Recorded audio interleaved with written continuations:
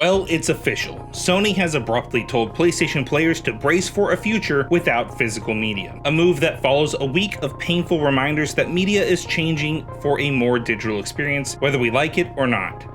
PlayStation will cease all physical disc game production starting in 2028. Grand Theft Auto 6 is releasing with a box of lies and a code instead of a disc, and Xbox is looking to make their next console just as digitally fitted. Now, you may be sitting at home, staring at your screen and thinking, what's the big deal? I buy most of my stuff digitally. I love my digital overlord. For as much as these statements from these companies would have you believe this is about serving a convenience to its customers, the real reason for making these changes are a lot more complex and, dare I say, far more sinister in nature. I'm gonna apologize ahead of time for there being no jokes in this video, but this is important. Let me explain.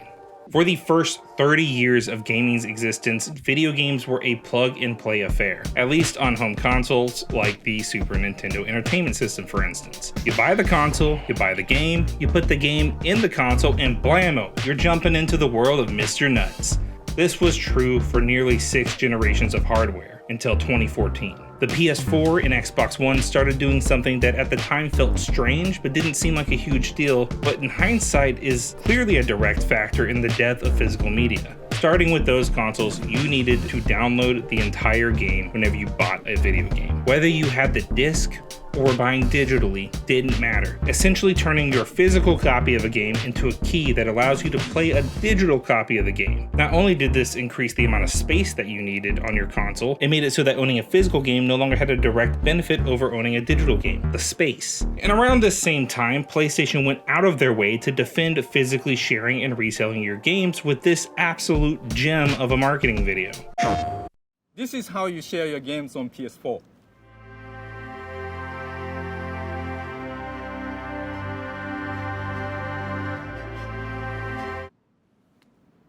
Thanks. PlayStation.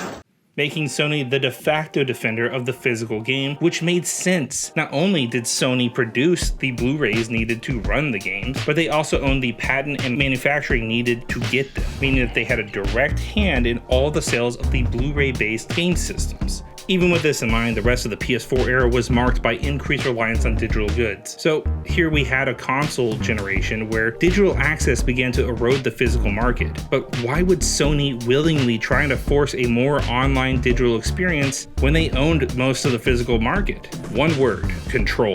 Retailers have always been a thorn in the butt of game makers. Having to split game sales with a third party meant being careful who you partnered with, providing good inventory to good partners, and keeping a healthy relationship with those companies. The biggest problem here for companies like Microsoft and Sony is control.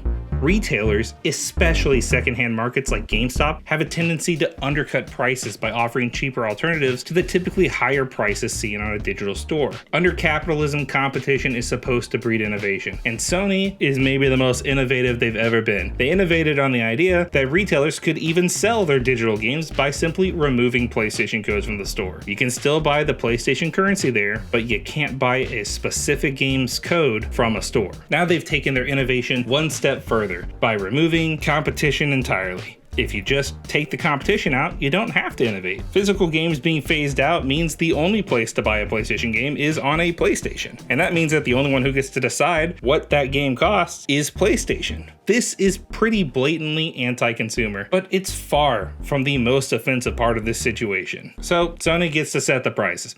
Thanks. That does suck. I think we can all agree on that. But at least when you buy a game, you get to keep them forever, right? Wrong. Digital goods can be taken down for a variety of reasons, and rarely do them being removed result in you getting any of your money back. Just last week, PlayStation, oh look, it's them again, crazy, announced that 500 digital movies were being pulled from their service due to a licensing issue. Now, I don't know about you, but I don't feel like it's particularly crazy to ask that what I buy remain mine, and yet this is a consistent problem for digital goods. Purchase a song on iTunes, it gets removed for licensing issues. Games are constantly ripped off of Steam. Now movies are being removed from digital services like PlayStation. Despite the message from these companies that downloadable games are a permanent way forward, you just can't trust them that they're gonna keep access to these games for us to have. And I know Sony knows that, because right below the announcement of the end of physical PlayStation games is a different announcement of them burning the PlayStation 3 and PS Vita storefront to the ground. You know, figuratively. Do you know how many digital-only titles will be stuck there once we lose access to this? It's a lot! And the argument that we hear from these industry leaders is that when you quote-unquote buy software like video games, you're really only leasing it on a per-system basis. Then don't call it buying. The purchase is the same. Whether I'm buying it on disc or digital, I am buying a copy of the game. The only difference is that my physical copy can't be taken from me. And by removing that physical copy from the equation, we end up in a bleak timeline where we own less of our media than ever before. Not only that, it's a timeline where game history is harder than ever to preserve, and access to the art we love is just hard to maintain, period. Okay, deep breath. Clearly, I am upset about this change. And if you look across the social media landscape, you'll likely see others in a similar fit of unease and frothing rage. To me, video games should be as accessible and widespread as possible. I can't imagine how many games I would have missed out on had it not been for trade-ins, pre-owned games, borrowing games from friends, or retro game stores. I want badly to believe that the online anger towards this decision is backed up by evidence that the gaming community does care about this issue. But unfortunately, that's not what this part of the video is. Now, this is the part of the video where we have to face some hard facts. Gamers don't buy games on disc. Last year, digital game sales made up 83% of sales across the board on average. Likewise, consumer spending on games has dropped drastically over the last few years, as the target audience of younger games doesn't have the same spending power that the older audience had that came before them. Meaning, we aren't replacing the gamers of the past with the gamers of the future. The fact is, despite the online backlash, gamers dream of a world that they just don't actively participate in. We are nostalgic for these physical discs, but we don't seek them out. We don't make them stick around. The choice was ours. Think about it. Grand Theft Auto 6 felt comfortable enough to raise their price and skip the disc because we've told them with our wallets time and time again that if they put it out, we will buy it no matter how they decide to do it. So what's my conclusion here? Give up? Embrace our digital overlords? No, of course not, because I'm gonna choose to be optimistic here. Sony and Xbox have now given us a timeline for the battle to come. We have a year and a half to make a mark in the physical space. I know I've spent a lot of this video harping on PlayStation in particular, but you have to understand they are not alone in these efforts. The erosion of ownership is something that will only benefit companies and will directly hurt you as a consumer. If you want physical games to survive, if you truly care about owning what you buy, then make your games disc purchases. Go to a store.